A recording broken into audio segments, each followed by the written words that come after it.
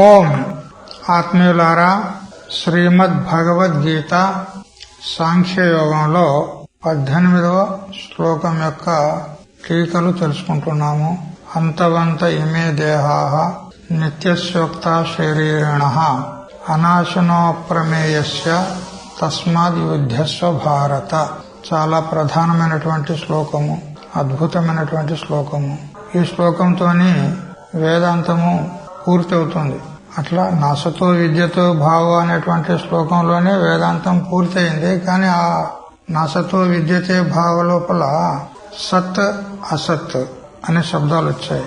సత్తుకు ఎప్పుడూ నాశనం లేదు, అసత్తుకు ఎప్పుడూ ఉనికి లేదు అని తెలుసుకున్నాం. అయితే సత్ అంటే ఏమిటి, దాని యొక్క విశ్లేషణ మరికొద్దిగా విస్తారం చేసి అవినాశితు తద్విద్ది అనే శ్లోకంలో చెప్పినాడు.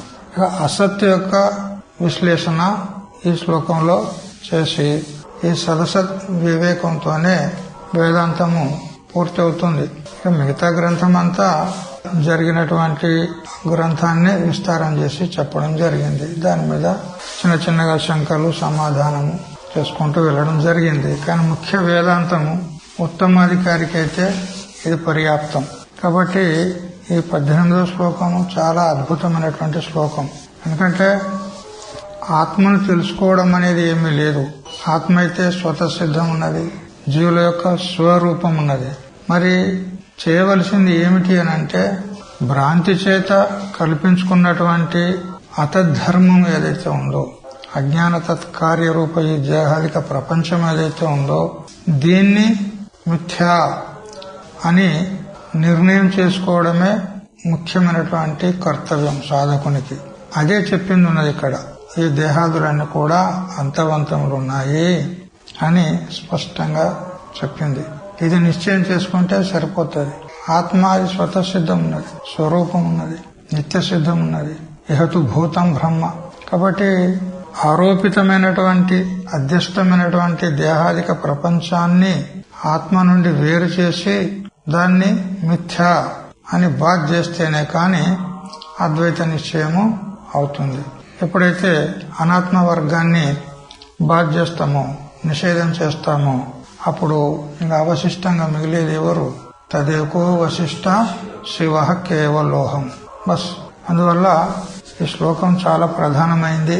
ఒక్కొక్క టీకాకారు ఒక్కొక్క రకంగా చాలా అద్భుతంగా ఈ శ్లోకం పైన విచారణ చేశారు. కాబట్టి మనము ఉపేక్షించడానికి కూడదు. కాబట్టి ఇప్పుడు ఈ శ్లోకంలో అప్రమేయము అనేటువంటి శబ్దం వచ్చింది. దాని గురించి ఆనందగిరుల వారు మరి మధుసూదన సరస్వతి స్వాముల వారు కూడా విస్తారంగా చెప్పారు. కానీ ఒక విషయము వాళ్ళు ఉల్లేఖన చేయలేదు. ఆ విషయాన్ని మనము శ్రీ శంకరానంద స్వాముల వారి యొక్క తాత్పర్య బోధిని అనేటువంటి టీకను కొంచెము అవలోకనం చేయాలి. చాలా అద్భుతంగా ఉంది విషయము. అప్రమేయము అంటే ఏ ప్రమాణానికి విషయము కాదు కాబట్టి అప్రమేయం అన్నాము. మరి ఏ ప్రమాణం చేత ఎందుకు తెలియబడదు? మరి ప్రమాణాలకు విషయం ఏది? ఆత్మ ఆ ప్రమాణాలకు విషయం ఎందుకు కాదు? దీని గురించి ఒకసారి తెలుసుకొని పోదాము. ఎందుకంటే ఇక మళ్ళీ ఈ విషయం రాదు. శంకరానంది 65వ పేజీ బోలే బాబా వారి యొక్క హిందీ అనువాద సహితంగా అప్రమేయస్య అనగా ప్రత్యక్షాది ప్రమాణైః ప్రమాపయితుం అశక్యస్య. అప్రమేయం అంటే ప్రత్యక్షాది ప్రమాణముల చేత దాన్ని నిరూపించడానికి రాదు. అందువల్ల అప్రమేయం. నహి అస్తి ప్రత్యక్షాదేహే విషయత ఆత్మనః ప్రమాపయిత్రి. ముఖ్యంగా శాస్త్రకారులు 6 ప్రమాణాలు చెప్తారు. ప్రత్యక్షము, అనుమానము, ఉపమానము, శబ్దము, అర్థాపత్తి, అనుపలబ్ధి. ఈ 6 ప్రమాణాల చేత కూడా ఆత్మ తెలియబడదు. ఏ ఒక్క ప్రమాణమునకు కూడా ఆత్మను ప్రమాపయించుట అంటే తెలియజేయుటకు సమర్థములు కావు. తతాహి అది ఎట్లా? ఒక్కొక్క ప్రమాణానికి ఆత్మ విషయం కాదు అని స్పష్టంగా చెప్తూ ఉన్నాడు. నా ఆత్మ ప్రత్యక్ష విషయ, ప్రత్యక్ష ప్రమాణానికి విషయం కాదు ఆత్మ. ఎందుకు అంటే శబ్దాది రహితత్వాత్. దానిలో శబ్ద, స్పర్శ, రూప, రస, గంధములు అనేటువంటి పంచ విషయాలు దానిలో లేవు. ఈ పంచ విషయాలనే ఈ ప్రత్యక్ష ప్రమాణములు గ్రహిస్తాయి. మనకు ప్రత్యక్ష ప్రమాణములు ఎన్ని ఉన్నాయి? 5. శ్రోత్ర, త్వక్, చక్షు, జిహ్వ, గ్రహణ. ఈ పంచ జ్ఞానేంద్రియాలే ప్రత్యక్ష ప్రమాణములు. ఈ పంచ జ్ఞానేంద్రియాలకు విషయాలేవి? శబ్ద, స్పర్శ, రూప, రస, గంధ. కాబట్టి శ్రోత్రేంద్రియం శబ్దాన్ని మాత్రం గ్రహిస్తుంది, త్వగేంద్రియం స్పర్శను గ్రహిస్తుంది, నేత్రేంద్రియం రూపాన్ని గ్రహిస్తుంది, రసనేంద్రియం రసాన్ని గ్రహిస్తుంది, గ్రహణేంద్రియం గంధాన్ని గ్రహిస్తుంది. వీటికి విషయాలు ఈ శబ్దాది 5 విషయాలే. కానీ ఆత్మ తెలియబడదు ప్రత్యక్ష ప్రమాణాల చేత. ఎందుకు? ఈ శబ్దాదులు ఆత్మయందు లేవు. అశబ్దమ స్పర్శమ రూపమ వ్యయం తతారసం నిత్యమగంధవచ్చయత్ కఠోపనిషత్తు చెప్తోంది. ఆత్మయందు శబ్దం లేదు, స్పర్శ లేదు, రూపము, రసము, గంధం ఏవీ లేవని మనకు శృతిమాత చెప్తుంది. మహాత్ముల అనుభవం ఉన్నది. అందువల్ల శబ్దాదులు దాని యందు లేవు కాబట్టి ప్రత్యక్ష ప్రమాణము అక్కడ ప్రవృత్తము కాదు. ప్రత్యక్ష ప్రమాణం చేత ఆత్మ తెలియబడదు. నా అనుమాన విషయ, అనుమానానికి కూడా విషయం కాదు. అనుమానానికి ప్రధానమైనటువంటి అంగము హేతువు. అనుమాన ప్రయోగంలో హేతు ఉండాలి, అది ప్రధానమైన అంగం. ఏ విధంగా? ప్రసిద్ధమైన అనుమానం మహాత్ములు చెప్తారు కదా, పర్వతో వహినిమాన్, పర్వతము అగ్ని గలది ఉంది. ఎట్లా చెప్తున్నావు? లింగం ఉండాలి కదా. ధూమత్వాత్, పర్వతమునందు నిటారుగా ఉంచి రేఖాకి న్యాయి, అవిచ్ఛిన్న రేఖాకి న్యాయి. పొగ అక్కడ నిసృతమవుతుంది, నిటారుగా పొగ వెలువడుతుంది. ఆ పొగనే అగ్ని ఉంది అని చెప్పడానికి లింగం. లింగం అంటే చిన్నం. అగ్ని ఉంది అని ఎలా చెప్పగలుగుతున్నావంటే లింగం ఉన్నది, పొగ ఉన్నది అక్కడ. కానీ ఆత్మను తెలుసుకోవడానికి లింగం ఏమిటి? నా అనుమాన విషయ లింగ అభావాత్, అక్కడ లింగం లేదు. శృతి ప్రమాణం ఉన్నది, నైవ చతస్య లింగం, శ్వేతాశ్వేత రూపనిషత్తు చెప్తుంది. దానికి లింగం లేదు, చిహ్నం లేదు. దాన్ని గుర్తుపట్టేది ఎలా? ఆడ అగ్ని ఉందని గుర్తుపట్టినావు పర్వతం నందు. దేనివల్ల? పొగ వల్ల. మరి ఆత్మకు లింగాలు ఏమున్నాయి? ఏం లింగం ఉన్నది? లింగం అంటే ఇక్కడ స్త్రీలింగం, పుల్లింగం ఇట్లా తీసుకోవద్దు. చిన్నం, చిన్నం గుర్తు. లీనం అర్థం గమయతి ఇది లింగం. అంటే నిక్షిప్తమై గూఢమై ఉన్నటువంటి అర్థాన్ని తెలిపేది లింగం, గుర్తు. నైవ చతస్య లింగం ఇది శృతే, శ్వేతాశ్వేత రూపనిషత్తు చెప్తుంది. నాపి ఉపమాన విషయ, ఈ ఆత్మ ఉపమాన ప్రమాణానికి కూడా విషయం కాదు. ఉపమాన ప్రమాణంలో ప్రధానంగా సాదృశ్యాన్ని తీసుకొని చెప్తారు. ఏ విధంగా? గో సదృశో గవయ, గవయం అనేటువంటి పశువు ఎలా ఉంటుంది అని ఒక నగరస్థ పురుషుడు ఆరణ్యక పురుషుణ్ణి అడిగినాడు. అతడు అన్నాడు, గో సదృశో గవయ, ఆవు వలె గవయ పశువు ఉంటుంది. ఆవు వలె అంటే ఏమన్నట్టు? సాదృశ్యం, సమాన ధర్మాలు ఉంటాయి. అట్లా ఇక్కడ సాదృశ్యం ఏమున్నది? ఆత్మకు ఆత్మకు సాదృశ్యం ఏమీ లేదు. సాదృశ్యాభావాత్ హేతు దృష్టాంత వర్జితం ఇది శృతే. అమృత బిందు ఉపనిషత్తు చెప్తుంది, నిర్వికల్పమనంతంచ హేతు దృష్టాంత వర్జితం అప్రమేయం అన్నాదించ యజ్ఞాత్వ ముచ్చతే ఉదై అని అమృత బిందు ఉపనిషత్తు చెప్తుంది. హేతు లేదు, దృష్టాంతము లేదు. ఆత్మను తెలుసుకోవడానికి హేతు లేదు అంటే అనుమాన ప్రమాణానికి విషయం కాదు. దృష్టాంతం లేదు అంటే ఉపమాన ప్రమాణానికి కూడా విషయం కాదు. సాదృశ్యానికి ఉపమానం అంటాము, అదే దృష్టాంతం. ఇది శృతే నా శబ్దస్య ఆపి విషయ, మరి శబ్ద ప్రమాణానికి కూడా ఆత్మ విషయం కాదు, తెలియబడదు. ఎందుకు? హేతు ఏమిటి? శబ్దం యొక్క ప్రవృత్తి నిమిత్తాలు అక్కడ లేవు. ఆత్మయందు శబ్ద ప్రవృత్తి నిమిత్తాలు లేవు అక్కడ. షష్ఠి గుణక్రియా జాతి సంబంధ శబ్ద హేతవ నాత్మన్యతమో హ్యేషం తేనాత్మానాభిధీయతే. నిష్కర్మ సిద్ధి 3వ అధ్యాయము 103వ శ్లోకం. శబ్ద ప్రవృత్తి నిమిత్తాలు అక్కడ లేవు. వీటికే వాచ్యత అవచ్ఛేదకాలు అంటారు. విచార చంద్రోదయంలో కూడా ఒక ప్రకరణమే, ఒక కలనే ఉన్నది, అవాచ్య సిద్ధాంతం. అది వాక్కుకు విషయం కాదు ఆత్మ. ఎందుకు? జాతి గుణము, క్రియ, సంబంధము, నామము, రూపము ఇవేవి అక్కడ లేవు. ఇవి ఎక్కడ ఉంటాయో అక్కడ శబ్ద ప్రవృత్తి అవుతుంది. ఇప్పుడు ఒక వ్యక్తికి ఒక పేరు ఉంది కాబట్టి ఓ దేవదత్త అని మనం శబ్ద ప్రయోగం చేసి అతన్ని సంబోధిస్తాం. అక్కడ పేరు ఉన్నది కాబట్టి ఆ పేరును పురస్కరించుకొని శబ్దం ప్రవృత్తి అయింది. రూపము ఒక ఆకారాన్ని చూస్తాము కదా, ఇది ఘటం ఒక ఆకారం ఉన్నది, ఆ ఆకారాన్ని చూసి ఇది ఘటము అంటాం, లేదా మనిషి అంటాము, చెట్టు చేమ ఆకారం చూసి, రూపాన్ని చూసి. రూపం అనే శబ్దానికి ఆకారము అని అర్థం. కాబట్టి రూపము దాని యందు లేదు. మరి జాతి లేదు దానికి. ఇతడు మనుష్యుడు అని ఎలా చెప్పగలుగుతున్నావు? ఇది పశువు అని ఎలా చెప్పగలుగుతున్నావు? ఇది గోవు అని ఎలా చెప్పగలుగుతున్నావు? అంటే జాతిని పురస్కరించుకొని నిత్యం ఏకం అనేకేషు అనుగత ఏక ధర్మం, దానికి జాతి అంటారు. జాతి నిత్యం ఉంటది, మరి ఏకం ఉన్నది, మరి అనేకానుగతం, అనేక వ్యక్తుల్లో అనుగతమై ఉంటది, దానికి జాతి అనాలి. మనుష్యత్వ జాతి, పశుత్వ జాతి, గోత్వ జాతి, ఘటత్వ జాతి, ఇట్లాంటి జాతులు అక్కడ లేదు. మరి ఆది అన్నాడు, నామ రూప జాత్యాది అభావాత్ అన్నాడు. ఆది శబ్దం చేత గుణము లేదు. ఏ విధంగా నీలో ఘటః, నీలముత్పలం, రక్తః పటః, ఈ శబ్దాలు దేన్ని పురస్కరించుకొని ప్రవృత్తమైన గుణము, ఆ రంగును. క్రియ, ఇప్పుడు ఒక ఆయన వంట పని చేస్తాడు అనుకో, అతనికి ఏమంటాం మనం? ఆచారి అంటాం. సంస్కృతంలో ఏమంటారు? పాచకుడు అంటారు. ఒక ఉపాధ్యాయుడు ఉన్నాడు అనుకో, అతని వృత్తిని బట్టి, అతని క్రియ అనే వ్యాపారాన్ని బట్టి అతనికి ఉపాధ్యాయుడు అంటున్నాం, కానీ అతని పేరు వేరే ఉంటది, కానీ ఉపాధ్యాయుడు అంటాం. ఈ ఉపాధ్యాయుడు అనే శబ్దం దేన్ని పురస్కరించుకొని ప్రవృత్తమైంది? అతడు చేసే వృత్తిని బట్టి, క్రియను బట్టి. అందుకని ఎక్కడ క్రియ ఉంటుందో అక్కడ శబ్దం ప్రవృత్తం అవుతుంది. మరి సంబంధాన్ని బట్టి, ఇప్పుడు తండ్రి కొడుకులు ఉన్నారు, ఇతనికి తండ్రి అంటాము, ఇతనికి కొడుకు అంటాం. వాళ్ళ పేర్లు వేరే ఉన్నాయి. ఒకడు దేవదత్తుడు అనుకో, ఒకడు సోమదత్తుడు, ఎవడు, కానీ వాళ్ళకు ఇతడు తండ్రి, ఇతడు కొడుకు అంటున్నాం. ఈ తండ్రి శబ్దం ఎట్లా ప్రవృత్తి అయింది? దేన్ని పురస్కరించుకొని? సంబంధాన్ని బట్టి. జన్యజనక భావ సంబంధం ఉన్నది వాళ్ళిద్దరిలో. జన్యజనక భావ సంబంధము ఉన్నందువలన ఇతడు తండ్రి, ఇతడు కుమారుడు అని శబ్ద ప్రయోగం చేయడం జరుగుతుంది.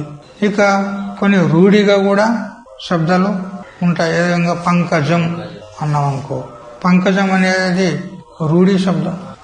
ఎందుకంటే బురదలో పుట్టినటువంటిది అని కనుక మనం ఒక దానికి ఉత్పత్తి అర్థం తీసినాం అనుకో, పంకజాయితే ఇది పంకజం అని ఉత్పత్తి అర్థం చేస్తే అది కప్పలు, చేపలు, పాములు, పురుగులు ఎన్నో ఉంటాయి. అందులో ఉత్పత్తి అర్థంతో ఎన్నో అర్థాల లోపల అక్కడ అతివ్యాప్తి అవుతుంది. అందుకని పంకజం అని అంటే ఇవన్నీ కాదు, కమలం పువ్వే అని రూఢి అర్థం. ఇట్లాంటి హేతువులు ఉన్నాయి శబ్దానికి ప్రవృత్తి అవుటకు. నామము, రూపము, జాతి, గుణము, క్రియ, సంబంధము, రూఢి, ఈ మొదలైనటువంటి శబ్దహేతువులు ఉన్నాయి. అయితే ఈ శబ్దహేతువులు ఆత్మయందు లేవు, అందువల్ల అది శబ్దానికి విషయం కాదు. నామరూప జాత్యాది అభావాత్. మరి ప్రమాణం ఏమిటి? యత్తదృశ్యమగ్రాహ్యమగోత్రం అని అంటూ మాండూక్యోపనిషత్తు చెప్తుంది. అది నిర్దేశించి చెప్పడానికి రాదు. దానికి నామం లేదు, గోత్రం లేదు, కులం లేదు. జాతి నీతి కుల గోత్ర దూరగం నామరూప గుణ దోషవర్జితం దేశకాల విషయాతి వర్తియత్ బ్రహ్మ తత్వమసి భావయాత్మని అని శంకరాచార్యులు వివేక చూడమలో చెప్తారు. దానికి నామం లేదు, రూపం లేదు, కులం లేదు, గోత్రం లేదు, దేశం లేదు, కాలం లేదు. దానికి బ్రాహ్మణ క్షత్రియాది వర్ణాలు లేవు, బ్రహ్మచర్యాది ఆశ్రమాలు లేవు. నాహం మనుష్యో నచదేవ యక్షో నా బ్రాహ్మణ క్షత్రియ వైశ్య శూద్ర నా బ్రహ్మచారి న గృహీవనష్టో భిక్షుర్న చాహం నిజబోధ రూప అష్టమలకాచార్యులు చెప్తారు. కాబట్టి ఇక్కడ ఈ వర్ణాలు, ఆశ్రమాలు, కులము, గోత్రము, నామము, రూపము ఏది కూడా ఆత్మయందు లేదు. అందుకని శబ్ద ప్రవృత్తి కాదు. ఇది శృతేహే. ఇప్పుడు శంకాకరుడు అంటాడు, స్వామీజీ శబ్దానికి విషయం కాదు అని అంటున్నారు, శబ్ద ప్రవృత్తి హేతువులు అక్కడ లేవు, వచ్చేదకారు లేవు అని మీరు చెప్తూ వచ్చారు. కానీ వేదాంతులే మీరు ఈ విధంగా చెప్తారు కదా, తం తు ఔపనిషదం పురుషం పృచ్ఛామి ఇది శ్రూయతే. వేదంలోనే చెప్పబడింది కదా, ఉపనిషద్ గమ్యమైనటువంటి పురుషుని గురించి అడుగుతున్నాను అంటే ఏమన్నట్టు, ఆ పురుషుడు ప్రత్యేక భిన్న పరమాత్మ ఉపనిషద్ వేద్యము, ఉపనిషత్తుల ద్వారానే తెలియదగినది అని ఈ ప్రమాణం చెప్తుంది. వేద ఇష్ట సర్వై అహమేవ వేద్య అని అంటూ భగవద్గీతలో కూడా 15వ అధ్యాయంలో సాక్షాత్ భగవంతుడే చెప్పబోతున్నాడు. సకల వేదముల చేత వేద్యము అంటే తెలియదగినటువంటి వాడెవరు, నేనే అన్నాడు. అంటే ఉపనిషత్తుల చేత ఆ ఆత్మ తెలియబడుతుంది అన్నప్పుడు ఉపనిషత్తులు అంటే ఏమేవి, ఒక గ్రంథరాశి, అది శబ్దమే కదా. ఉపనిషత్తు అంటే శబ్దరాశి. మరి శబ్దానికి విషయం కాదు, శబ్ద ప్రమాణానికి తెలియబడదు అని ఎలా చెప్తున్నారు మీరు? కథం శబ్దగమ్యత్వం ఇది చేత్. మరి ఇక్కడ శబ్దగమ్యత్వం చెప్పింది కదా శృతిమాత, తంతో ఉపనిషదం పురుషం పృచ్ఛామి అని అంటూ. అంటే అప్పుడు సిద్ధాంతి అంటాడు, సత్యం నువ్వు అన్నది సత్యం ఉన్నది, శబ్దగమ్యం ఉన్నది. యద్యపి శ్రూయతే, నువ్వన్నట్టు ఉపనిషత్తుల ద్వారా వినబడుతుంది మనకు పరమాత్మ శబ్దగమ్యం ఉన్నది, ఉపనిషత్తుల చేత తెలియబడుతుంది అని మనకు వినబడుతుంది. తథాపి అయినా కూడా శబ్ద ప్రవృత్తి నిమిత్త అభావాత్ న తత్ర శబ్ద ప్రవర్తతే. ఇప్పుడు చెప్పుకున్నటువంటి శబ్ద ప్రవృత్తి నిమిత్తాలు, వాచ్యత అవచ్ఛేదకాలు ఏవైతే ఉన్నాయో అవి అక్కడ లేవు కాబట్టి శబ్దము ఆత్మను విషయం చేయడానికి అది ప్రవృత్తము కాదు, దానికి ఆ సామర్థ్యం లేదు. ఎందుకనంటే యతో వాచో నివర్తంతే అప్రాప్య మనసా సహా ఇతి శృతేహే. తైత్తరీయ ఉపనిషత్తు చెప్తుంది, దేన్ని తెలుసుకోవడానికి మనస్సుతో సహితంగా వాక్కు ప్రవృత్తమయ్యి ఆత్మను తెలుసుకోలేక మళ్ళీ తిరిగి వచ్చింది. ఎందుకు? ఆ శబ్దానికి అక్కడ అవచ్ఛేదకాలు లేవు ఆత్మయందు. నామము, రూపము, గుణము, జాతి, క్రియ, సంబంధము ఇత్యాది వాచ్యత అవచ్ఛేదకాలు అక్కడ లేవు కాబట్టి వాక్కు అక్కడ ప్రవృత్తి కాలేక ఆత్మను తెలుసుకోలేక అది మనస్సుతో సహా మళ్ళీ వెళ్ళి తిరిగి వచ్చింది. అంటే ఏం చెప్పినట్లయింది? వాక్కుకు విషయం కాదు, శబ్దానికి విషయం కాదు. తరి శృతే అప్రమాణ్యం ఇది అయిన దానికి మరి శృతి అప్రమాణ్యం అయిపోతుంది. శృతి అంతా ఏమున్నది? వేదం అంతా శబ్దరాశి. మరి శబ్దానికి ఆత్మ విషయం కాకపోతే మరి ఆ శబ్దం ఎందుకు, ఆ వేదం ఎందుకు? దానికి ప్రామాణ్యత ఏమున్నది? అప్రమాణ్యం అయిపోతుంది శబ్దం, వేదం అని. ఈ విధంగా అంటే నా అట్లనకు బాబా అంటాడు. అప్రమాణ్యం కూడా కాదు.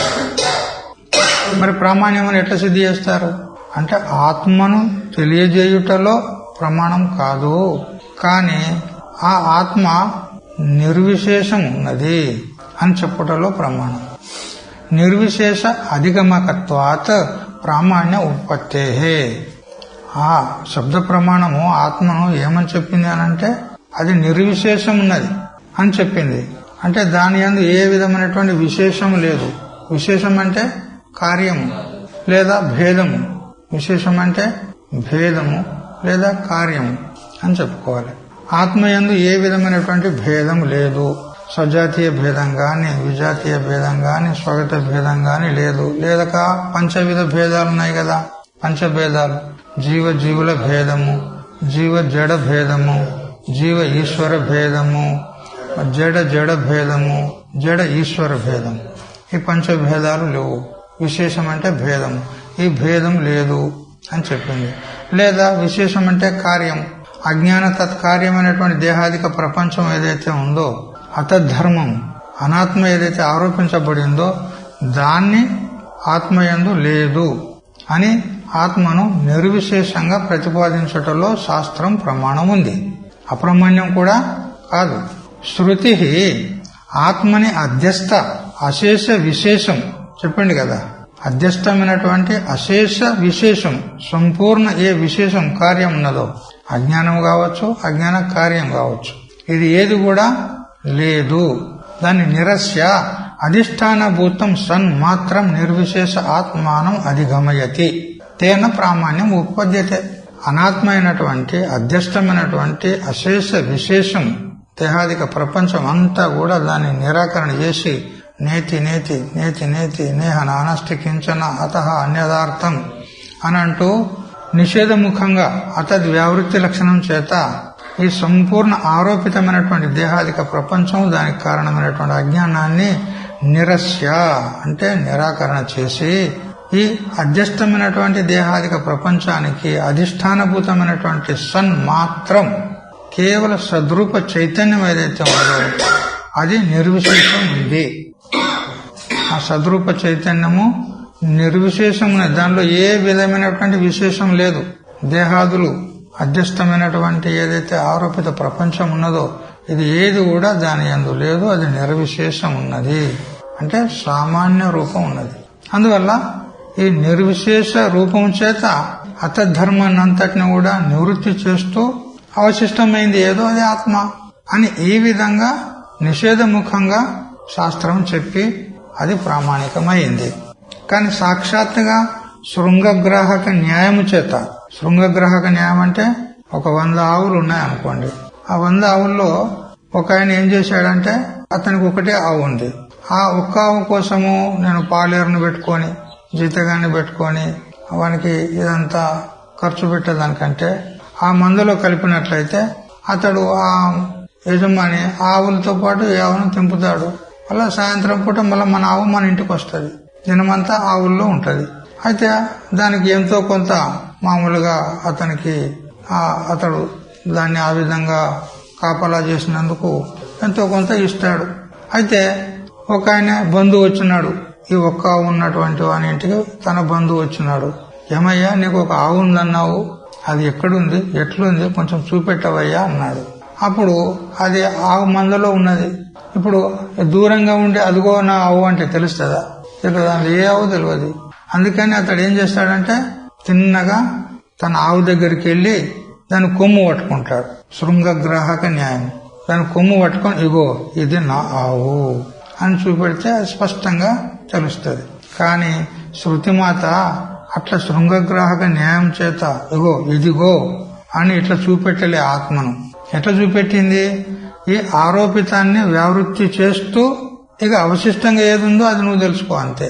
మిగిలింది ఏదో తెలుసుకో. ఈ దేహాలన్నింటిని కూడా నేతి నేతి నేతి నేతి అని అంటూ స్థూలము నువ్వు కాదు, సూక్ష్మము నువ్వు కాదు అని ఈ దేహాదిక సంఘాతాన్ని అంతటినీ వ్యావృత్తి చేస్తూ ఇక మిగిలింది ఏదో అధిష్టాన రూప ఆత్మ, అదే సద్రూప చైతన్యము అని ఆ నిర్విశేష ఆత్మను చూపెట్టింది శృతిమాత. అందువల్ల శృతిమాత ప్రామాణికమున్నది, అప్రమాణ్యం కాదు. ఆత్మన సవిశేషత్వైన జ్ఞాతత్వే అపి. అయితే ఈ శృతి ఆత్మను సవిశేష రూపంలో చెప్తుంది. అవిద్య ఉపహిత చేతనము లేదా అవిద్య ఉపాధి కలిగినటువంటి వాడు జీవుడు, మాయ ఉపాధికుడు ఈశ్వరుడు, ఆయన లక్షణాలు ఈయన లక్షణాలు, ఆయన సర్వజ్ఞుడు ఈయన అల్పజ్ఞుడు, ఆయన వ్యాపకుడు ఈయన పరిచ్ఛన్నుడు, ఆయన సృష్టి స్థితిలయ కారకుడు. ఇతడు కాదు, ఇతడుగా సృష్టి చేస్తాడు, స్వప్న ప్రపంచాన్ని సృష్టి చేస్తాడు. అయితే ఈ విధంగా వాచ్యార్థాన్ని చెప్తుంది, జీవేశ్వరుల యొక్క వాచ్యార్థాన్ని చెప్తుంది, సవిశేష రూపాన్ని చెప్తుంది. కానీ నిర్విశేషమైనటువంటి స్వరూపాన్ని ఇదమిత్తమనంటూ చెప్పలేదు. అయితే వాచ్యార్థాన్ని చెప్పి ఆ వాచ్యార్థంలో ఏదైతే విరోధి భాగం ఉన్నదో దాన్ని వ్యావృత్తి చేస్తుంది. దాన్ని వ్యావృత్తి చేసి అవశిష్టమైంది లక్ష్యార్థం, అది స్వతసిద్ధం. కఠోపనిషత్తు లోపల ఆత్మేంద్రియ మనోయుక్తం భోక్తేత్యాహురు మనీషిణ అని చెప్పినది. ఆత్మ ఇంద్రియ మనస్సులతో కూడినదై అది భోక్త అని చెప్పబడింది. భోక్త ఎవరు? ఆత్మనే. అంటే ఇక్కడ ఏ ఆత్మని చెప్పింది? భోక్త అని. విశిష్టాత్మను, శుద్ధాత్మ కాదు. శుద్ధాత్మలో భోక్తృత్వం లేదు, కర్తృత్వం లేదు. విశిష్టాత్మని చెప్తుంది. అయితే సవిశేషత్వేన జ్ఞాతత్వే అపి, సవిశేష రూపంలో శృతిమాత జీవేశ్వరులను అంటే విశిష్టాత్మను చెప్తుంది. కానీ నిర్విశేషత్వస్య అజ్ఞాతత్వాత్, అది నిర్విశేష స్వరూపం ఏదైతే ఉందో అది అజ్ఞాతం ఉన్నందువలన అజ్ఞాత జ్ఞాపకత్వేన శృతే ప్రమాణ లక్షణ సంభవాత్. ఆ అజ్ఞాతమైనటువంటి వస్తువును ఈ విశేషాన్ని అంతటిని కూడా బాధ చేసి ఆ నిర్విశేషమైనటువంటి అజ్ఞాతమైనటువంటి పరబ్రహ్మమును తెలియజేస్తుంది. ఏష సర్వేషు భూతేషు గూఢాత్మ న ప్రకాశతే. సమస్త భూతముల యందు సకల ప్రాణుల యందు వారి యొక్క స్వరూపమే అయి ఉన్నటువంటి ఆత్మ అది గూఢమున్నది అంటాడు. రహస్యంగా ఉంది. గుప్తంగా ఉంది. ఎందుకు గుప్తంగా అని చెప్తున్నావు? వారి స్వరూపమై ఉండగా అంటే తెలుస్తలేదు కదా, నేను పరమాత్మనే అని తెలుసుకుంటలేడు కదా. అవజానంతి మామూఢాః మానుషం తనుమాశ్రితం. ఈ మనుష్య శరీరాన్ని ధారణ చేసుకున్నందువలన ఈ శరీరం చేత తాదాత్మ అభిమానాన్ని పొంది ఈ శరీరమే నేను అనుకుని కూర్చున్నాడు. ఈ శరీరాదులు ఏమైనాయి? ఈ పంచకోశాలు, స్థూల శరీరము అన్నమయ కోశము, సూక్ష్మ శరీరంలో ప్రాణమయ, మనోమయ, విజ్ఞానమయ, మరి కారణము ఆనందమయ కోశము. ఈ పంచకోశాల్లో నిహితమై ఉన్నటువంటి ఆ ఆత్మ ఏదైతే తైత్తరీయ ఉపనిషత్తు చెప్పిందో, యోవేద నిహితం గుహాయాం పరమే వ్యోమన్ అని ఈ విధంగా చెప్పింది. ఈ పంచకోశాలే గుహ అనబడతాది. ఈ గుహలో నిహితమై ఉన్నది ఆత్మ, నిక్షిప్తమై గూఢంగా ఉన్నది. అది ఎట్లా తెలియబడుతుంది? పంచకోశ వివేకేన. పంచకోశాలను వివేకం చేసినట్లయితే అది ప్రకటమవుతుంది. స్థూల సూక్ష్మ కారణ శరీరాలను, పంచకోశాలను, జాగ్రత్త స్వప్న సుషుప్తి అవస్థలను వీటన్నిటినీ వ్యవృత్తం చేస్తుంది. ఇక మిగిలింది కేవలం ఆత్మనే. కాబట్టి పంచకోశాలు, 3 శరీరాలు, జాగ్రత్త అవస్థలు ఉన్నాయి. వీటి చేత ఆత్మ కప్పబడింది, ఆవరించబడింది. అందుకని అది గుహ్యము అని చెప్పవలసి వచ్చింది. జాగ్రత్త స్వప్న సుషుప్త్యాది ప్రపంచం యత్ ప్రకాశతే తద్బ్రహ్మాహమితి జ్ఞాత్వా సర్వబంధై ప్రముచ్యతే అని కైవల్యోపనిషత్తు చెప్తుంది. జాగ్రత్త స్వప్న సుషుప్త్యాది ఈ ప్రపంచాన్ని ఏది ప్రకాశిస్తుందో తద్బ్రహ్మ అహం అద్వయం, అదే బ్రహ్మము. ఆ బ్రహ్మం ఎవరో కాదు, నేనే. జాగ్రత్తలను తెలుసుకునేది ఎవరు? నేనే కదా. అందుకని ఈ జాగ్రత్తలను ప్రకాశించేటువంటి ఈ నేనే ఆ బ్రహ్మమును, ఆ బ్రహ్మమే నేను అని జాగ్రత్తాది అవస్థలకు సాక్షిని అని చెప్పినది. యథా ముంజాదిశేకైవ ఆత్మాయుక్త్యా సముద్రుత శరీరత్రితయా ధీరై పరం బ్రహ్మైవ జాయతే అనంటూ వేదాంత పంచదశ మొదటి ప్రకరణం 42వ శ్లోకం. ఏ విధంగా ముంజగడ్డి నుంచి ఆ ఇసిక సలాక, ఆ సన్నని దారం లాగా ఉండేటువంటి ఆ పత్తిని ఏ విధంగా నెమ్మదిగా ఒక్కొక్క పొరను ఒలిచి ఒలిచి ఒలిచి దాని లోన ఉన్నటువంటి ఆ ఇసికను ఎంత నెమ్మదిగా తీస్తారో జాగ్రత్తగా, అట్లా మన 3 శరీరాల నుంచి ఆత్మను క్రమంగా నెమ్మదిగా ఒక్కొక్క పార్ట్ను వేరు చేసి, ఏ విధంగా సైకిల్ ను ఓరాయిలింగ్ చేసినప్పుడు ఒక్కొక్క పార్ట్ అంతా విప్పి దాన్ని ఓరాయిలింగ్ చేస్తారు కదా, అట్లా మన శరీరంలో ఒక్కొక్క పార్ట్ అంతా ఇప్పేసి, స్థూల శరీరంలో 25 తత్వాలు ఉన్నాయి, సూక్ష్మ శరీరంలో 17 తత్వాలు ఉన్నాయి. ఈ రెండింటికి కారణము అజ్ఞానము. వీటన్నిటిని ఒక్కొక్క దాన్ని విడదీసి విడదీసి ఇది నేను కాదు, ఏ మై నహి ఔర్ మేరా నహి, ఇది నేను కాదు, నాది కాదు. నేనెందుకు కాదు? నా చేత తెలియబడుతున్నందువలన. ఈ కాలు నాది కాదు, నేను కాదు. నేనెందుకు కాదు? ఇది నాకు తెలియబడుతుంది. నాది ఎందుకు కాదు? పంచభూతాలకు ఉన్నది. ఇట్లా ఒక్కొక్క అవయవాన్ని 25 తత్వాలను స్థూల శరీరంలో వివేకం చేయాలి. అట్లే సూక్ష్మ శరీరంలో బుద్ధి, కర్మేంద్రియ, ప్రాణ, పంచకేర మనసాదియా శరీరం సప్తదశభి సూక్ష్మం తల్లింగం ఉచ్యతే అని చెప్పిన ప్రకారంగా పంచ జ్ఞానేంద్రియాలు, పంచ కర్మేంద్రియాలు, పంచ ప్రాణాలు, మనస్సు, బుద్ధి, ఈ 17 తత్వాలను కూడా ఒక్కొక్క దాన్ని వేరు చేయాలి. జ్ఞానేంద్రియం నేను కాదు, కర్మేంద్రియం నేను కాదు, ప్రాణము నేను కాదు, మనస్సు నేను కాదు, బుద్ధి నేను కాదు. ఎందుకు? నాకు దృశ్యములున్నాయి, తెలియబడుతున్నాయి. నాది కూడా కాదు. ఎందుకు కాదు? ఇది పంచభూతాల కార్యం ఉన్నది అని ఈ విధంగా 3 శరీరాల నుంచి ఆత్మను వివేకం చెయ్యాలి. ఘటద్రష్ట ఘటాద్భిన్న సర్వథా న ఘటో యథా దేహద్రష్ట తథా దేహో నాహమిత్యవధారయ అని శంకరుల వారు వాక్యవృత్తులు 15వ శ్లోకంలో చెప్తాడు.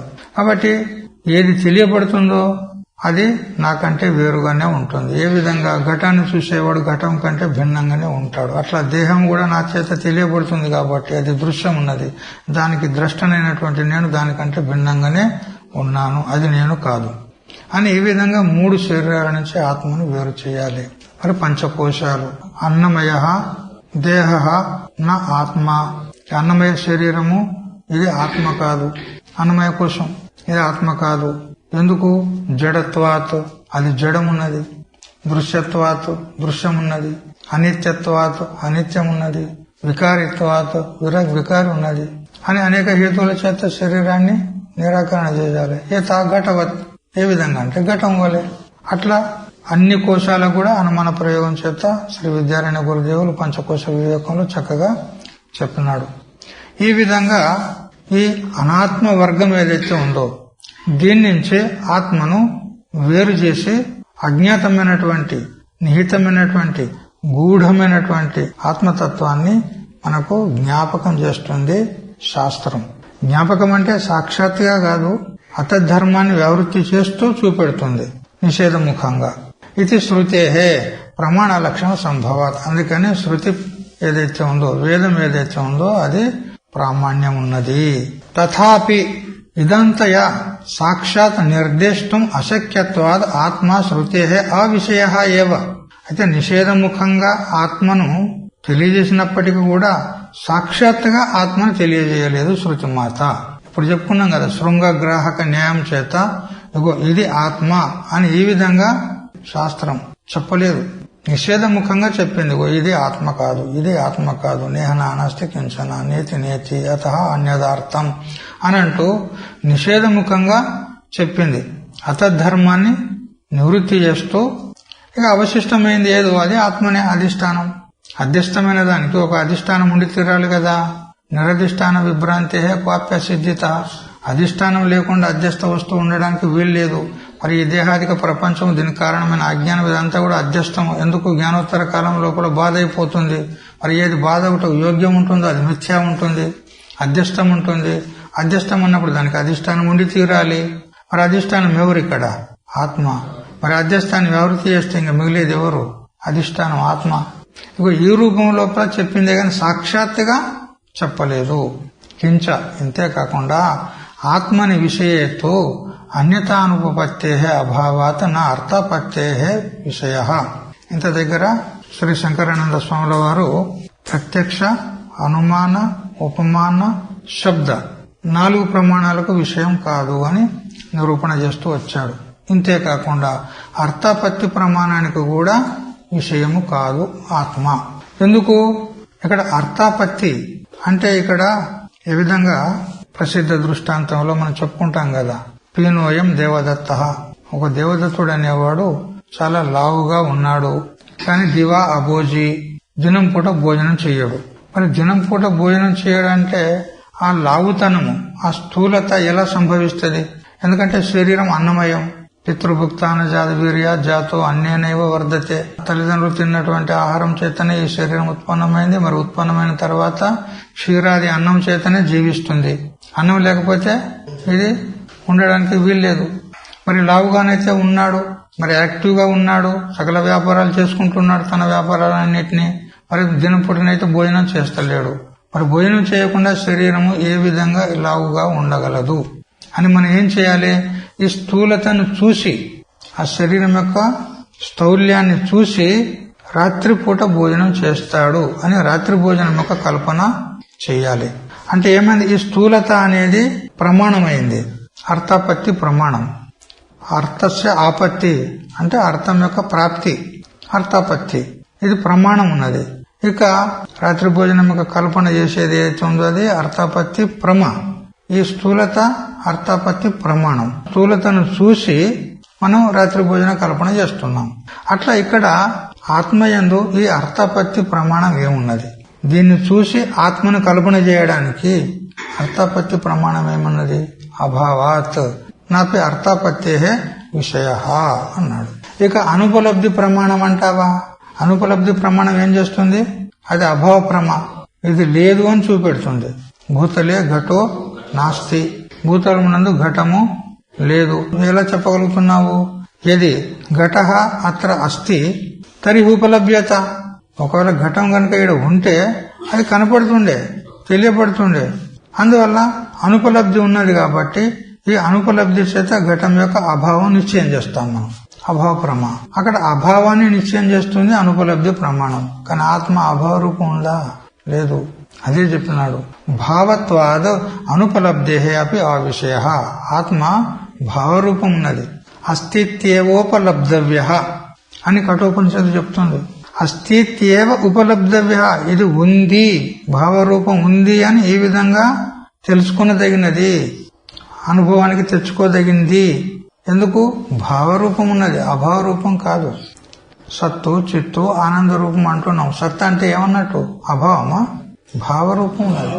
అందువల్ల భావత్వాద అనుపలబ్ధే అవి అవిషయ. అందుకని అనుపలబ్ధి ప్రమాణానికి కూడా ఆత్మ విషయం కాదు. ఇక వాగ్ అవిషయత్వాద్ ఐతిహ్యస్యాపి అవిషయ. ఐతిహ్య ప్రమాణం, ఇతిహాస ప్రమాణం కూడా దానికి లేదు. ఇతిహాస ప్రమాణానికి ఐతిహ్యం అంటారు. ఎప్పుడైతే వాక్కు ఆ పరబ్రహ్మమునందు ప్రవృత్తము కాజాలదో అప్పుడు ఐతిహ్య ప్రమాణానికి కూడా ఆత్మ విషయము కాదు అని నిర్ణయించబడుతుంది, అర్థత సిద్ధమవుతుంది. ఎందుకంటే ఈ ఇతిహాసం ఏదైతే ఉందో అది శబ్ద రూపం ఉన్నది. ఇతిహాసంలో ఇతి హ ఆస ఇట్లా ఉండేనప్ప అని ఈ విధంగా శాస్త్రం చెప్తుంది. పురాణాలు ఏం చెప్తాయి? అనగా ఒక రాజు ఉండేను అని. ఎప్పుడో ప్రాచీన కాలంలో ఎవరికి అనుభవం లేనటువంటిది, వర్తమానంలో ఎవరికీ అనుభవం లేదు. ఎప్పుడో ప్రాచీన కాలంలో జరిగినటువంటి విషయాలను ఇట్లా ఉండే అని చెప్తుంది. ఇతి హ ఆస ఇట్లా ఉండేనప్ప అని ఈ విధంగా చెప్తుంది. మరి ఇట్లా చెప్పేది ఎవరు? వాక్యే కదా. మరి వాక్కుకు ఆత్మ విషయం కాదన్నప్పుడు ఇతిహాసానికి కూడా విషయం కాదు. ఇక చేష్టారూప ప్రమాణం కూడా ఒప్పుకుంటారు కొంతమంది. చేష్ట అంటే క్రియ. అక్కడ ఒక వ్యక్తి ఉన్నాడు దూరంగా, అతన్ని శబ్దంతో మనం పిలుస్తలేము, పేరు పెట్టి పిలుస్తలేము. మన చేయితోని ఇట్లా సైగ చేస్తాం, ఇటు రా అంటాం. ఇది చేష్ట. ఇది ప్రమాణం అయిందా లేదా? వచ్చిండా లేదా? వస్తాడు. కను సైగల మీద కూడా పనులు జరుగుతాయి. చేతులతో సైగలు చేస్తారు. ఇట్లా ఇది చేస్తారు. ప్రమాణం కూడా కొన్ని చోట్ల ఒప్పుకోవడం జరిగింది. అయితే ముఖ్యంగా 6 ప్రమాణాలు శాస్త్రకారులు చెప్పారు. ఇక మిగతా ఏమున్నా గానీ ఈ 6 ప్రమాణాల్లోనే అంతర్భూతం అవుతాయని సమన్వయం చేశారు. ఆత్మనహస్తు అప్రమేయత్వం సిద్ధం. కాబట్టి ఏ ప్రమాణానికి కూడా ఆత్మ విషయం అవట లేదు. ఎందుకు? ప్రమాణాలకు ఏవైతే మనం విషయంగా చెప్తున్నామో ఆ విషయత్వము ఆత్మయందు లేదు. అందుకని అప్రమేయము, ఏ ప్రమాణానికి విషయం కాదు. సర్వేషాం ప్రమాణానాం ప్రమేయానాంచ యతః ప్రామాణ్య సిద్ధి తం కిం ప్రామాపయేత్. సకల ప్రమాణాలన్నీ కూడా ఎవరి అనుగ్రహం చేత ఇవి ప్రవృత్తములవుతున్నాయో దాన్ని తెలుసుకోవడానికి ఈ ప్రమాణాలకు సామర్థ్యం ఉందా? ప్రమాతాచ ప్రమాణంచ ప్రమేయం ప్రమితిష్టత యస్య ప్రసాదాత్ సిద్ధ్యంతే తత్సిద్ధ్యై కిమపేక్షతే. ప్రమాత, ప్రమాణము, ప్రమేయము ఈ త్రిపుటి వ్యవహారం అంతా కూడా ఎవరి అనుగ్రహం చేత జరుగుతుందో ఆ ఆత్మను తెలుసుకోవడానికి ఈ ప్రమాత యొక్క ప్రమాణం యొక్క అవసరమా? లేదు. శాస్త్రం ప్రమాణం ఉన్నది చూడండి. అటు సురేశ్వరాచార్యులు బృహదరణ్యక భాష్యవార్తికంలో చెప్పాడు, ప్రమాతాచ ప్రమాణంచ ప్రమేయం ప్రమితిష్టత అనంటూ. మరియు ఇటు శృతి ప్రమాణం కూడా ఉంది. విజ్ఞాతారమరే కేన విజానీయాత్ ఇది శృతే. చూడు, సర్వమును తెలుసుకునేటువంటి దాన్ని ఎవరు తెలుసుకుంటారు? విజ్ఞాతారం సర్వమును తెలుసుకుంటుంది. దాన్ని కేన విజానీయాత్, ఏ ప్రమాణం చేత, ఏ సాధనం చేత నువ్వు తెలుసుకోగలవు? కేన తృతీయ ఏముంటుంది? సాధనం ఉంటుంది. ప్రథమ కర్త ఉంటుంది, ద్వితీయ కర్మ ఉంటుంది, తృతీయ సాధనం కరణం ఉంటుంది, చతుర్థి సంప్రదానం, పంచమి అపాదానం, షష్ఠి సంబంధాన్ని చెప్తుంది, సప్తమి అధికరణాన్ని చెప్తుంది. ఈ ప్రకారంగా కారకాలు అంటారు ఇవి. కాబట్టి ఇక్కడ కేన అంటే దేని చేత, ఏ కరణము చేత అంటే ఏ ప్రమాణం చేత దాన్ని తెలుసుకోగలవు. సకల ప్రమాణాలను సకల విషయాలను ప్రకాశించేటువంటి తెలుసుకునేటువంటి విజ్ఞాతారం కేన విజానీయాత్, ఏ ప్రమాణం చేత, ఏ కరణం చేత, ఏ సాధనం చేత నువ్వు తెలుసుకోగలుగుతావు అని యాజ్ఞవల్క మహర్షి మైత్రేయికి చెప్తాడు. అరే మైత్రేయి, కేన విజానీయాత్ విజ్ఞాతారం ఇది శృతేహే స్వస్మిన్ అధ్యస్థ సర్వ ప్రమాణ ప్రమేయ సద్భావ అసద్భావ ప్రకాశకత్వాత్ స్వప్రకాశకత్వాచ ఆత్మనః స్వతః ఏవ ప్రామాణ్యం నతు క్వచిచ్చ పరతః తతః ఏవ అప్రమేయస్య అస్య అవినాశినః వినాశ సత్తా అదర్శనం పరిచిత్తి తదభావో అస్య అస్తి ఇతి అవినాశి అనంతం సత్యం జ్ఞానం అనంతం ఇది శృతేహే. కాబట్టి స్వస్మిన్ అధ్యస్థ సర్వ ప్రమాణ ప్రమేయాది సకల ఏదైతే అశేష విశేషం ఉన్నదో ఇదంతా ఎక్కడ అధ్యస్థం ఉన్నది? స్వస్మిన్, తన యందే అధ్యస్థం ఉన్నది, ఆత్మయందే అధ్యస్థం ఉన్నది.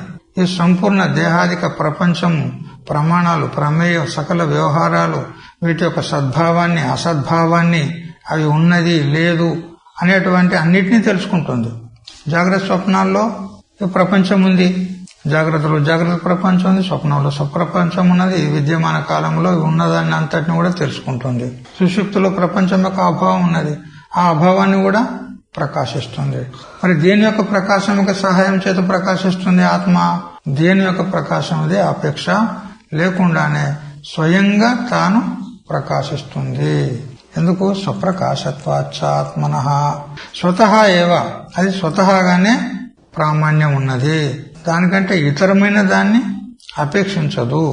ఏ విధంగా బేసన్ పిండి, శనగ పిండికి దానిలో మనం చక్కెర వేసి లడ్డు చేస్తాం. ఇప్పుడు ఆ బేసన్ పిండిలో తీపిదనం వచ్చేసింది. ఎక్కడి నుంచి వచ్చింది? పంచదార నుండి వచ్చేసింది. కానీ పంచదారలో ఆ తీపి ఎక్కడి నుంచి వచ్చింది? స్వతహాగా. మిరపకాయలో కారం ఉంది, దాన్ని మనం కూరలో వేసుకుంటే కూర కూడా కారంగా అవుతుంది. కానీ మిరపకాయ కారం ఎక్కడి నుంచి వచ్చింది? స్వతసిద్ధం. అట్లా 7 రుచులు తీసుకోండి, పంచదార, మిరపకాయ, చింతకాయ, ఉప్పు, వాటి యొక్క స్వభావం, స్వరూపం చేత ఉంది. అది ఎక్కడి నుంచో వచ్చింది కాదు. అది అట్లా ఆత్మలో జ్ఞానం అనేది, ప్రకాశకత్వం అనేది అది స్వతసిద్ధం ఉన్నది, జ్ఞాన రూపం ఉన్నది. అది సత్యం జ్ఞానం అనంతం బ్రహ్మ, శృతి ప్రమాణం ఉన్నది. ఇక్కడ తైత్తరీయ ఉపనిషత్తు అది సద్రూపం ఉన్నది, చిద్రూపం ఉన్నది, మరియు అనంతం ఉన్నది. అనంత శబ్దం చేత దేశకాల వస్తు పరిచ్ఛేద రహితం అనంతత్వం.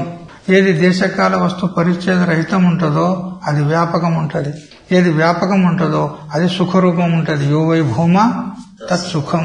కాబట్టి ఏది వ్యాపకం ఉంటుందో సుఖరూపం ఉంటది. అంటే ఇక్కడ అనంత శబ్దం చేత ఆనందము కూడా మనము అర్థం చేయవచ్చు.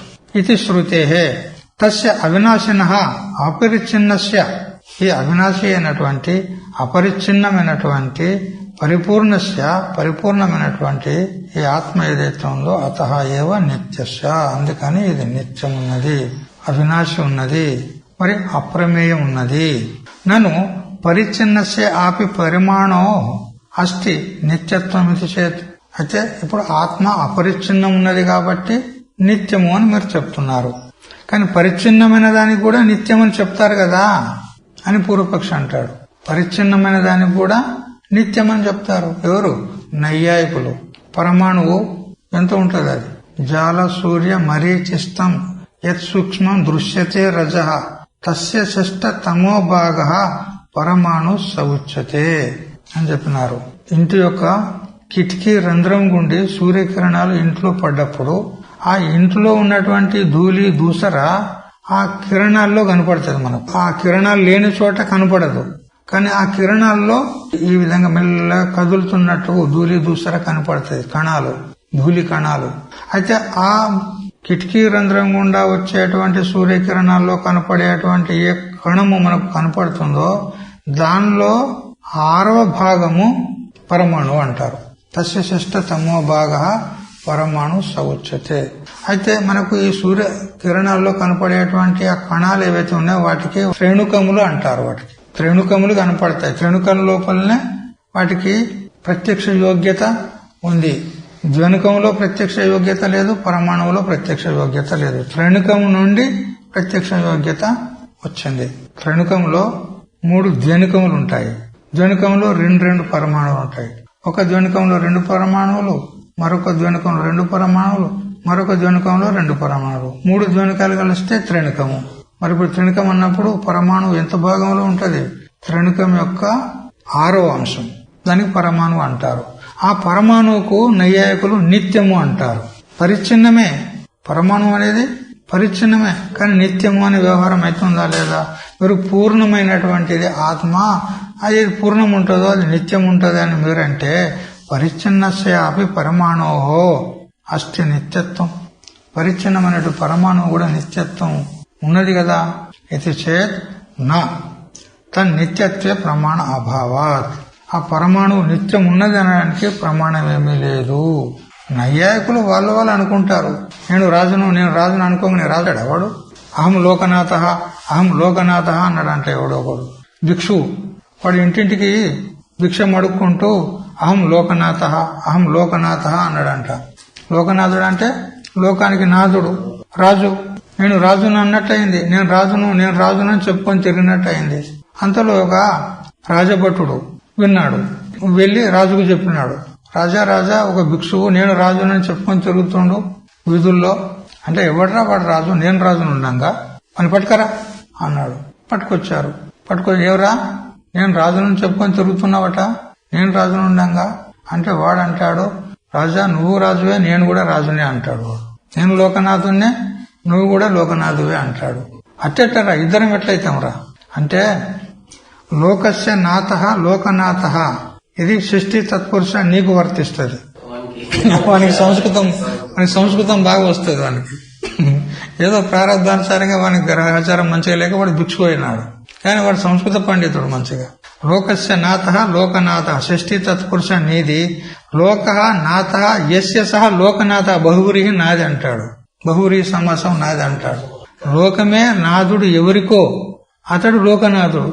లోకమే నాథుడు వానికి, ఆ భిక్షువుకు. ఎవరు వాళ్ళు ఇంత పెడితే తింటాడు, బతుకుతాడు. మరి ఇప్పుడు లోకమే ఆ వానికి నాథుడైందా లేదా? బహువ్రీ సమాసం. అందుకని షష్ఠీ తత్పురుష నీది, బహువ్రీ నాదన్నాడు. అప్పుడు రాజు సంతోషపడ్డాడు. వారవా మంచి తెలియకల్లోడురా నువ్వు అన్నాడు. వానికి ఇంత ఇనామిచ్చి పంపించాడు. ఇట్లా అంటే నేను రాజుని అనుకుంటా మాత్రాన రాజు అవుతాడా? ఈ నైయాయికులు పరమాణువు నిత్యం అంటే దానికి ప్రమాణం ఉండాలి కదా, వృద్ధ సమ్మతి ఉండాలి, దానికి శృతి ప్రమాణం ఉండాలి. ఏదైనా విషయం చెప్తే నహి ప్రతిజ్ఞ మాత్రేణ అర్థసిద్ధి కింటూ లక్షణ ప్రమాణాభ్యాం వాళ్ళే చెప్తారు. మళ్ళా ప్రమాణం ఉండాలి దానికి అని వాళ్ళే చెప్తారు, ప్రమాణం లేకుండానే చెప్తారు. మళ్ళా దీనికి ప్రమాణమే ఉండదు. ఆకాశం నిత్యం అంటారు, కాలం నిత్యం అంటారు, సమవాయం నిత్యం అంటారు, సామాన్యం నిత్యం అంటారు, పరమాణువు నిత్యం అంటారు, అత్యంత భావం నిత్యం అంటారు, అన్యోన్యభావానికి నిత్యం. ఎన్ని నిత్యాలు ఒక్కటి చెప్పడానికే రాదురా నాయన అంటే పుట్టడు నిత్యం అని చెప్తారు. కాబట్టి దీనికి ఏం ప్రమాణం లేదు. ఎందుకనంటే సర్వగతశ్చ నిత్యః యో వై భూమా తదమృతం ఇది శ్రవణాద్ అపరిచ్ఛిన్నస్యేవ భూమ్నః నిత్యత్వం నతు పరిచ్ఛిన్నస్య యదల్పం తన్మర్త్యం ఇది శృతేః. ఇప్పుడు శృతిమాత ఏం చెప్తుంది? ఆకాశవత్ సర్వగతశ్చ నిత్యః, ఆకాశం లాగా సర్వగతమై పరిపూర్ణమై ఏదైతే ఉంటుందో దానికి నిత్యం అనాలి. మరి ఏ వై భూమా తత్సుఖం, ఏది వ్యాపక స్వరూపం ఉంటుందో, ఏది పూర్ణం ఉంటుందో, ఏది విభూ ఉంటుందో అది అమృతం అంటే నిత్యము అని చెప్పి, మరి ఏది పరిచ్ఛిన్నం ఉంటుందో అది నిత్యం కాదు అనంటూ కూడా శృతిమాత చెప్పింది. ఏది అల్పం తన్మర్త్యం, ఏది అల్పం ఉంటుందో ఏది పరిచ్ఛిన్నం ఉంటుందో అది మర్త్యం అంటే అనిత్యం అని ఈ విధంగా శృతి చెప్పినందువల్ల ఆత్మ కంటే అతిరిక్తంగా మరొకటి నిత్యమైనటువంటి వస్తువు లేదు. ఆత్మ సర్వవ్యాపకం ఉంది, అందువల్ల అది నిత్యం అని చెప్పడం జరిగింది. ఎందుకంటే అంతవంత ఇమే దేహ అనేటువంటి శ్లోకంలో నిత్య శబ్దం వచ్చింది కదా, ఆ నిత్య శబ్దాన్ని వ్యాఖ్యానం చేస్తున్నాడు ఇక్కడ. ఇంతవరకు అప్రమేయమని చెప్పినాడు, అప్రమేయ శబ్దం వ్యాఖ్యానం అయిపోయింది. మరి అనాశిన నిత్య అనే శబ్దాలకు వ్యాఖ్యానం చేస్తున్నాడు. ఇక శరీరిణ అన్నాడు కదా, శరీరిణ అంటే ఈ శరీరాలు కలిగినటువంటి వాడు శరీరి. శరీరిణ అనేది ఏకవచనం ఉన్నది, దేహాలు చెప్పినప్పుడు బహువచనం చెప్పినాడు. అంతవంత ఇమే దేహాహ అని బహువచనం చెప్పినాడు. మరి ఆ ఆత్మని చెప్పేటప్పుడు ఏకవచనం చెప్పినాడు, శరీరిణ ఏకవచనం చెప్పినాడు ఇక్కడ. యతః శరీరిణ ఇది ఆత్మైకత్వం ఇమే దేహ ఇది విధమాహ నిర్దిశ్యమానానాం దేహానాం అనేకత్వం చ వక్తి. శరీరిణ అని ఏకవచనం చెప్పడం చేత ఆత్మ ఒక్కటే, అన్ని శరీరాల్లో ఆత్మ ఒక్కటే అని చెప్పినట్లయింది. ఇక దేహాహ అని బహువచనం నిర్దేశం చేయడం వల్ల ఈ దేహాదులు అనేకం ఉన్నాయి, అనేకమైనటువంటి దేహాలలో ఆత్మ ఒక్కటే. శరీరిణ సర్వశరీరేషు అహమితి ఉపలభ్యమానస్య నిత్యస్య ఆత్మనః ఇమే ఉభయత్ర సేనయోః దృశ్యమానానాం భీష్మాది శబ్ద వాచ్యాః ఉక్తః ఆచార్యాః పితరపుత్రాః ఇత్యాదినా త్వయా ఉక్తః దేహాః సర్వే అంతవంతః. అంటే అంతః అనగా అవసానం, అదర్శనం తద్వంతః. కాబట్టి ఇమే దేహాః అంటే ఇప్పుడు ఇక్కడ అర్జునుడు ఎక్కడున్నాడు? యుద్ధంలో ఉన్నాడు. ఎవరి కోసం ఏడుస్తున్నాడు? భీష్మ ద్రోణాదుల కోసం ఏడుస్తున్నాడు. వాళ్ళని నేను చంపుతాను, వారు నా చేత చంపబడతారు అని ఏడుస్తున్నారు కదా. ఆ దేహాదులు ఏవైతే ఉన్నాయో అవి అంతవంతములు అంటాడు. ఆ దేహాల్లో అందరిలో ఉన్నటువంటిది ఆత్మ ఒకటే, అది నిత్యం. దేహాదులు అంటావా, ఇది అంతవంతములు అంటే నాశవంతములు, ఇవి అదర్శనమైపోతాయి. ఆచార్య పుత్ర పుత్ర తథైవచ పితామహాః, వీళ్ళందరినీ ఏదైతే నువ్వు చెప్తున్నావో ఈ దేహాదులన్నీ కూడా అనిత్యములు, అంతవంతములు. జన్మాదిమత్వేన ప్రతీతి మాత్రత్వేన చ అనియత సత్తాకాహ ఇది యావత్. ఇవి జన్మ మరణము మొదలైన షడ్భావ వికారాలతో కూడుకున్నటువంటి కేవలం ప్రతీతి మాత్రం ఉన్నాయి, వస్తుతః లేవు, అంతవంతములు మిథ్యా ఉన్నాయి. ఏ విధంగా?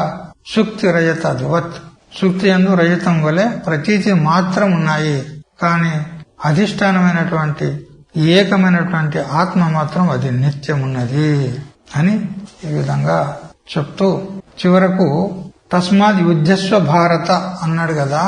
అక్కడ యుద్ధస్వ అనేది విధి కాదు అంటాడు. ఒకవేళ విధి అని చెప్తే ఏమైతుంది? ఇంతదనక అశోచ్యానన్ను అశోచత్వం మొదలుకొని అంతవంత ఏమే దేహైక దగ్గర ఆత్మ నిత్యమున్నది అని జ్ఞానాన్ని చెప్పినాడు. మరి ఆ జ్ఞానంతో పాటు యుద్ధస్వ అనేది కర్మను కూడా చెప్తే ఇక్కడ సముచ్చయవాదం ప్రసక్తమవుతుంది. మళ్ళా వృత్తికారులు లేచి కూర్చుంటారు. అగో చూడు, భగవంతుడే చెప్పిండు, ఇంత దగ్గర జ్ఞానాన్ని బోధించాడు అర్జునునికి, అర్జునుడి జ్ఞానం కలిగింది, మరి యుద్ధం కూడా చేయమంటున్నాడు, కర్మలో కూడా ప్రవృత్తి చేస్తున్నాడు. అందుకని జ్ఞాన కర్మ సముచ్చయం వచ్చింది చూడు ఇక్కడ అని ఒకవేళ అంటే దానికి సమాధానం ఏమిటంటే ఈ యుద్ధ కర్మ ఏదైతే ఉందో అది విద్యుక్త ధర్మం ఉన్నది కాబట్టి, క్షత్రియ ధర్మం ఉన్నది కాబట్టి అక్కడ అనువాదం చేసి చెప్పాడు. అది కూడా విధి కాదు, అనువాదం చేసి చెప్పాడు. యుద్ధానికే వచ్చాడు అర్జునుడు, కానీ అతడు యుద్ధం చేయమని అతనికి గుర్తు చేశాడు, ఆజ్ఞాపించాడు. అంతేగాని ఇది ఒక కర్తవ్యాన్ని బోధించినట్టుగా కాదు. ఒకవేళ కర్తవ్యాన్నే చెప్పాడు అని అంటే కూడా అన్వయమవుతుంది, ఇదేం దోషం కాదు. ఎందుకంటే జ్ఞానం కలిగిన తర్వాత జ్ఞానికి జీవన నిర్వహణ కోసమైనా గాని భిక్షాటన కర్తవ్యం ఉంటుందా లేదా? భిక్షాచర్యం చరంతి అని అంటూ శృతిమాత చెప్తూ ఉంది. జ్ఞానులకు కూడా భిక్షాచర్యాన్ని విధానం చేసింది. ఎందుకంటే జీవన నిర్వహణ కోసం, మోక్షం కోసం కాదు. ఈ విధి అనేది మోక్షం కోసం కాదు, మోక్షాన్ని పొందినారు వాళ్ళు. మరి విధి ఎందుకు విధానం చేసింది సన్యాసులకు అంటే భిక్ష అడుక్కొని జీవన నిర్వహణ చేసుకోవడానికి భిక్షాచర్యం చరంతి అని చెప్పింది అని. ఈ విధంగా ఈ యుద్ధస్వ అనేది విధి కాదు అని ఒక రకంగా సమాధానం చెప్పి, విధి అని ఒప్పుకుంటే కూడా జ్ఞానోత్తర కాలం లోపల జ్ఞానులకు జీవన నిర్వహణ కోసం చెప్పింది అని ఈ విధంగా కూడా వ్యవస్థ చేసి సమాధానం చెప్పడం జరిగింది. ఈ విధంగా శ్రీ శంకరానంద స్వాముల వారు కూడా చాలా చక్కగా ఈ శ్లోకానికి వ్యాఖ్యానం చేసి ఉన్నారు. అది మనం యథామతిగా తెలుసుకున్నాము. ఇక రేపటి నుంచి 19వ శ్లోకాన్ని ప్రారంభించుకుందాం. హరి ఓం తచ్చత్. ఓం సహనావతు సహనౌ భునక్తు సహ వీర్యం కరవావహై తేజస్వినావధీతమస్తు మా విద్విషావహై. ఓం శాంతి శాంతి శాంతి.